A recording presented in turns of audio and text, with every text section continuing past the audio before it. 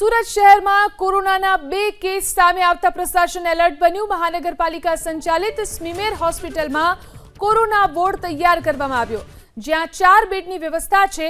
હજુ વધુ વોર્ડની જરૂરિયાત થાય તો અન્ય બેડ મૂકી અને વોર્ડ તૈયાર કરવામાં આવશે। સિવિલ હોસ્પિટલ ખાતે હજુ સુધી કોઈ વોર્ડ તૈયાર કરવામાં આવ્યો નથી।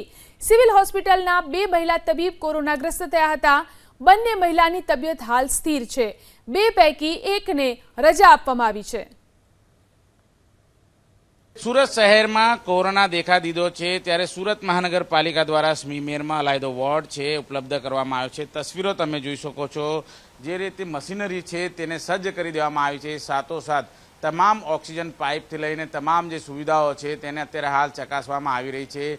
જે પ્રમાણે સુરત શહેરની અંદર 2 તબીબોને કોરોના પોઝિટિવ આવ્યો હતો, ત્યારે તેમનું જે નમૂના લઈને પૃથક્કરણ માટે મોકલવામાં આવ્યા છે। જો કે અત્યારે હાલ તેમની સારવાર થઈ ચૂકી છે